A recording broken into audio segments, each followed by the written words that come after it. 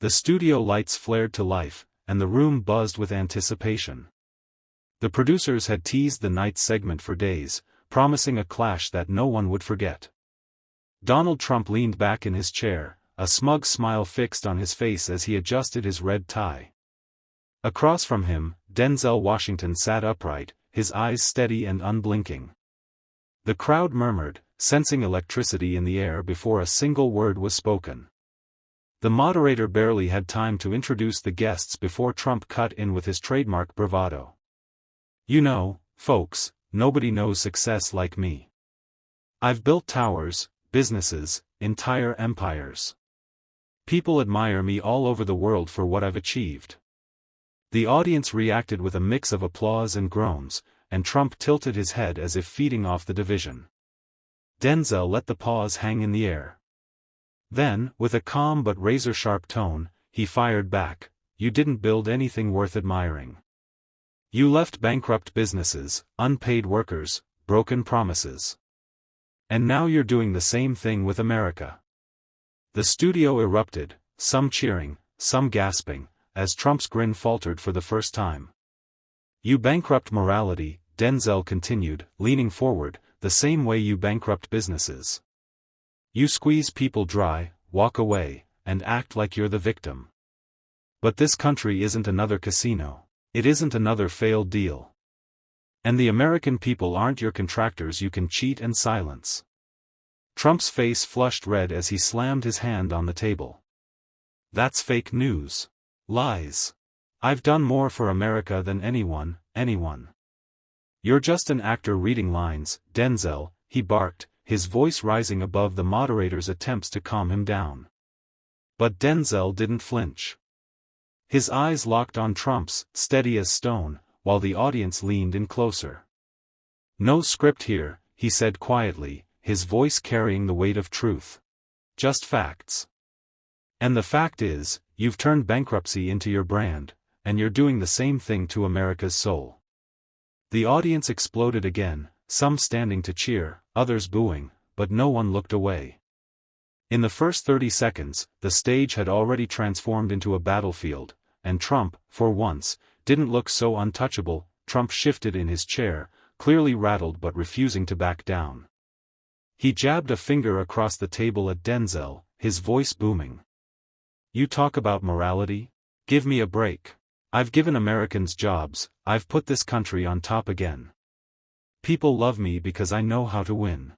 The audience split into two camps, half clapping, half booing.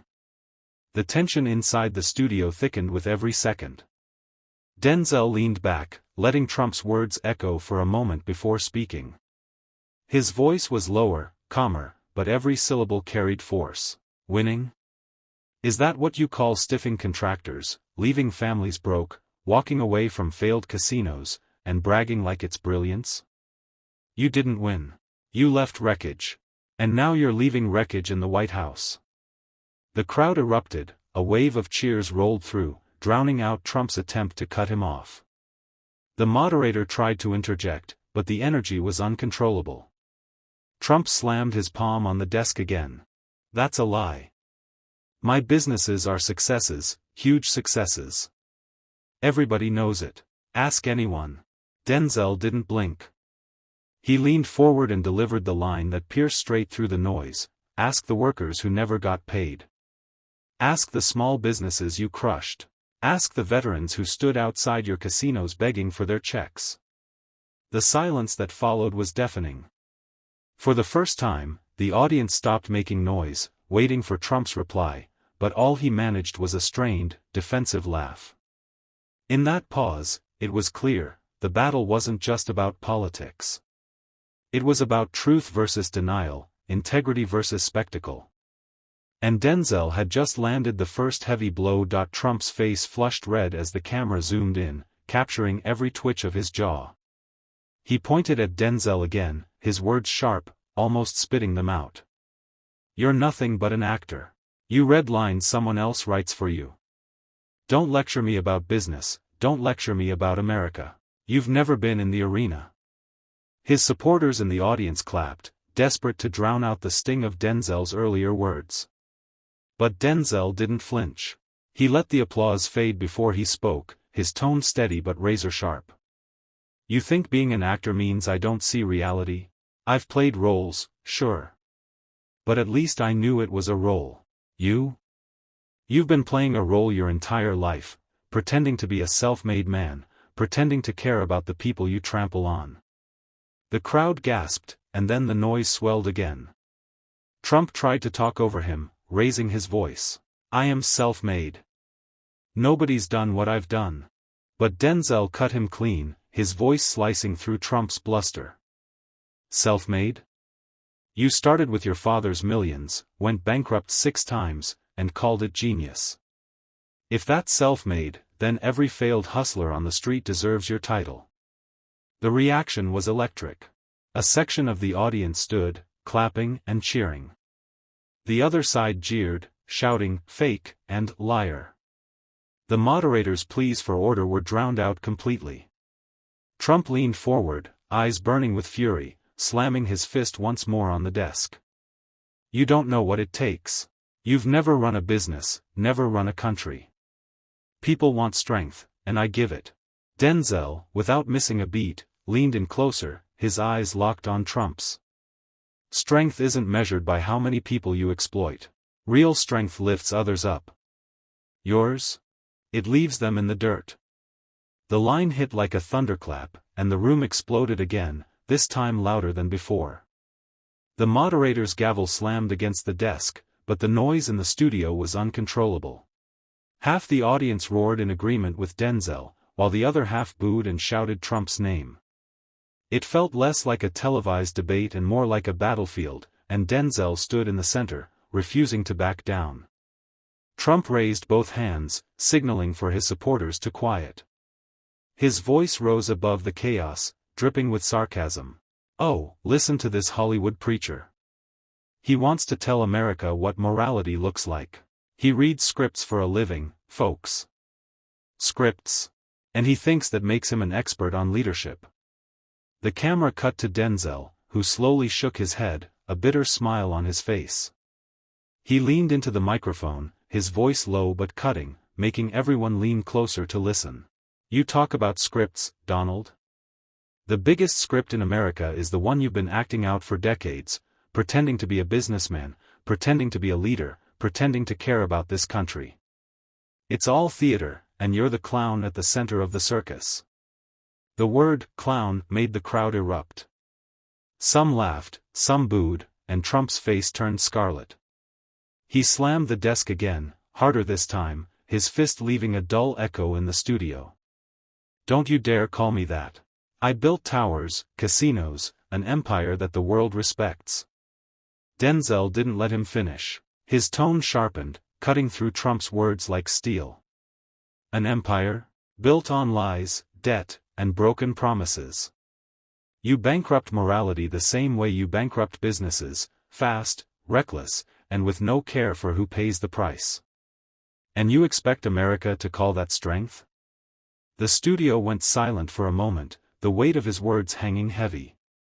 Then, a section of the audience erupted into a standing ovation. Trump looked around, his chest heaving, his jaw clenched so tightly it seemed like he might snap. The moderator tried again to calm things down, but the tension in the air was unshakable. Everyone knew this wasn't just a debate anymore, it was a reckoning. Trump leaned forward, his voice trembling with fury but struggling to regain control. Reckless? You call me reckless? Without me, there wouldn't be jobs, there wouldn't be skyscrapers, there wouldn't be America standing strong against China and Russia. I've done more for this country than any actor with a golden trophy ever could. He jabbed his finger across the table at Denzel, his face red, his jaw tight. The camera zoomed in on Denzel. He didn't flinch. He didn't even blink. Instead, he adjusted the microphone slowly, as though buying time to craft the blow everyone knew was coming. His voice, calm yet sharp, cut through the studio like a blade. Let me tell you something, Donald. Jobs? You cheated contractors. Towers? You stiffed workers. America? You sold its soul for applause.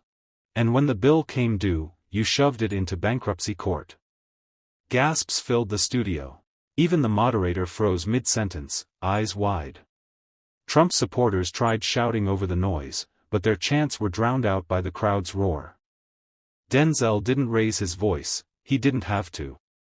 Every word was weighted with truth, every pause calculated like a hammer strike. Trump pounded the desk with both fists, rattling the glasses of water. Lies. All lies. You think you're some kind of prophet, standing there with your Hollywood wisdom. You don't know what it takes to lead a nation, Denzel.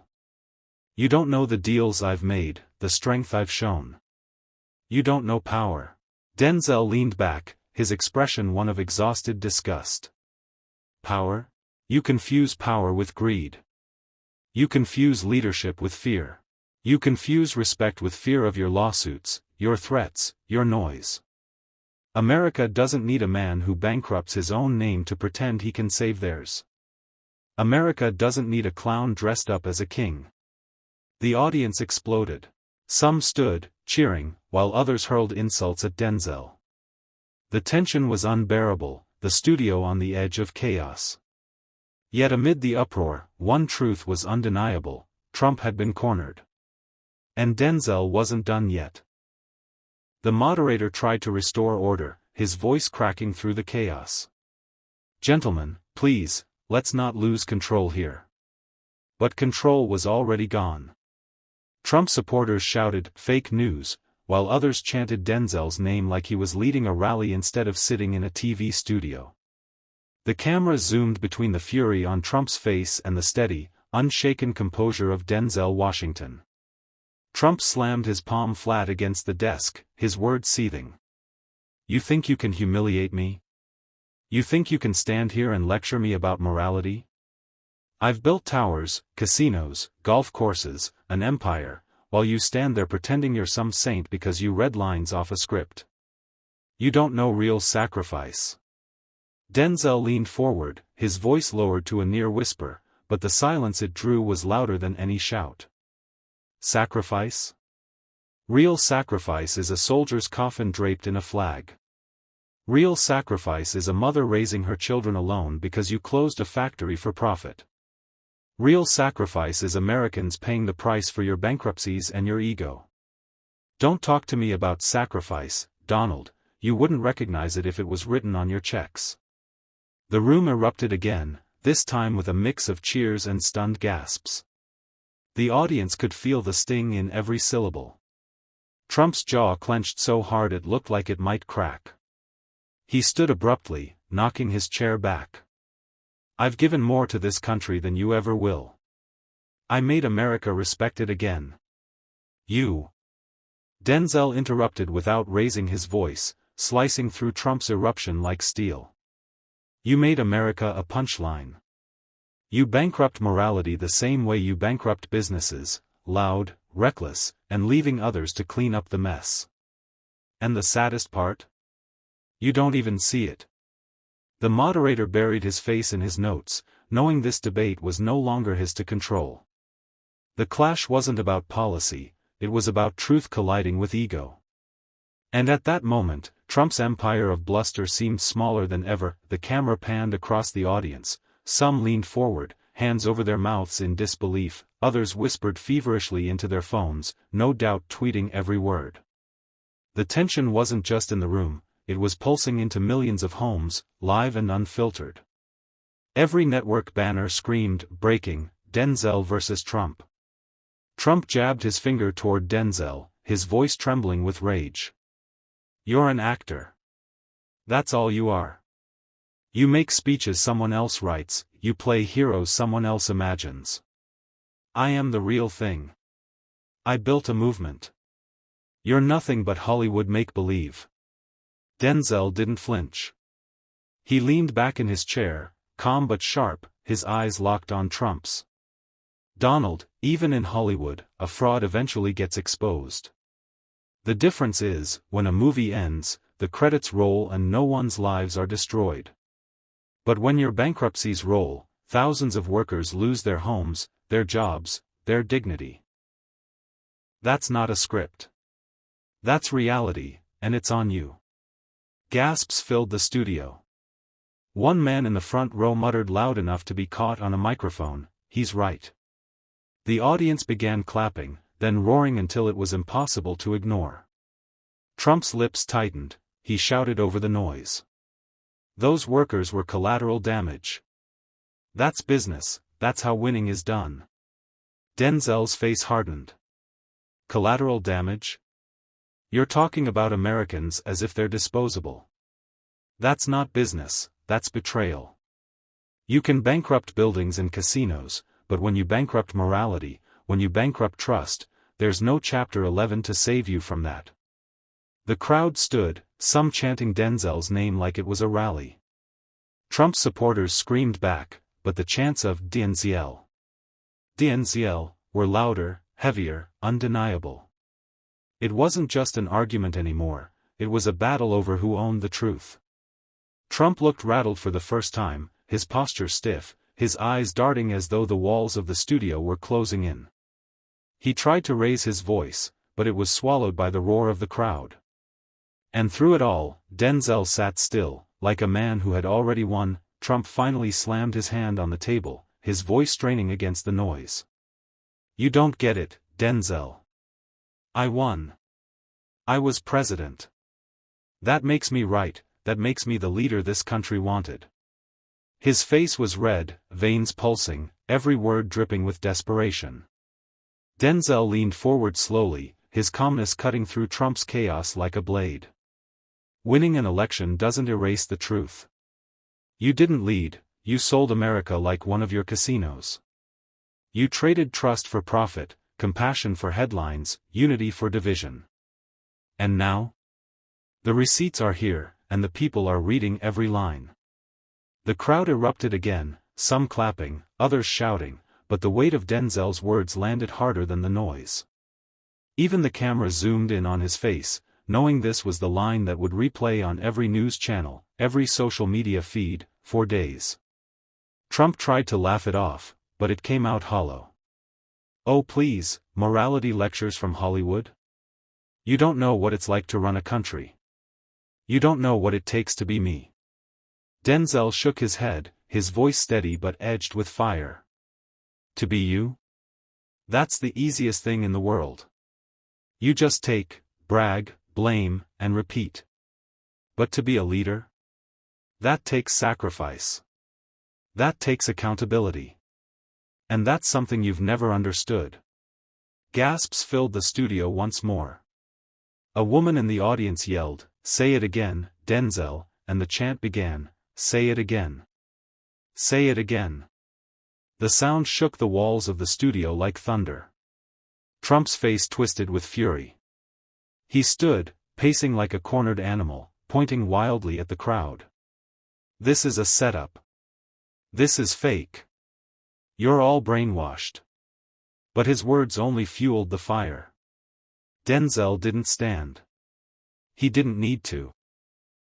His calm presence against Trump's unraveling storm told the whole story. The contrast was stark, one man losing control, the other seizing it without moving an inch. The moderators glanced nervously at each other. This wasn't a debate anymore, it was history being written live, and no one could stop it.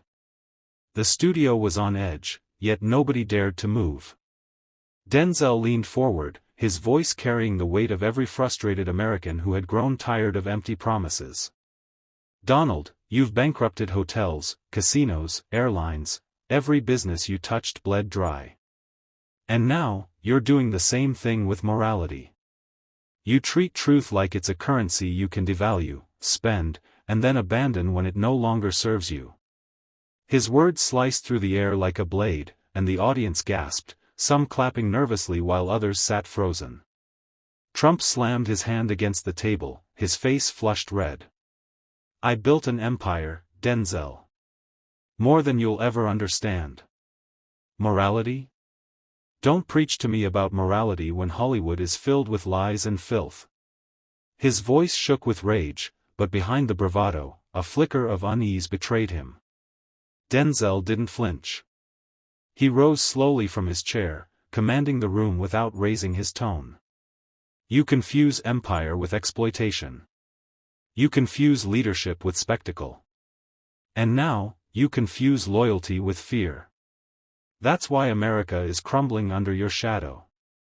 Because you can bankrupt buildings, Donald, but when you bankrupt morality, you bankrupt the very soul of this nation.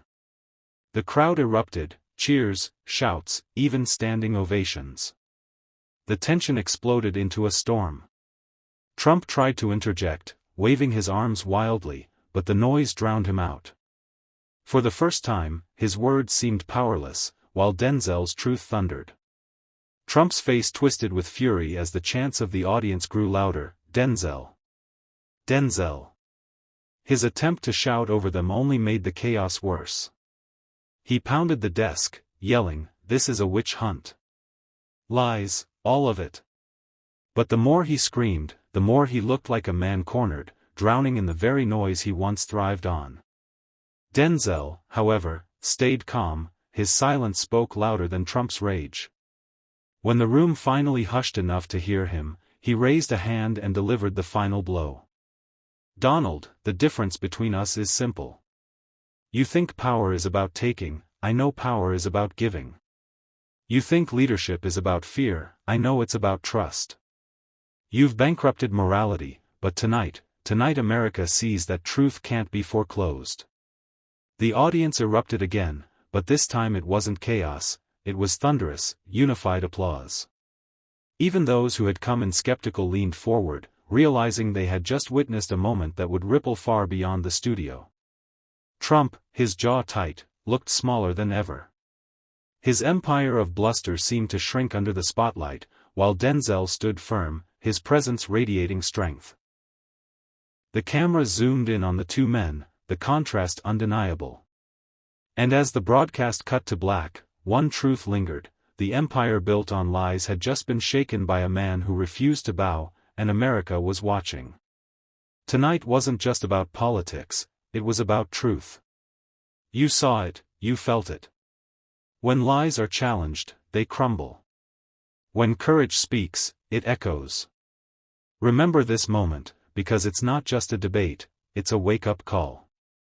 Stay aware, stay strong, and never forget, truth always wins.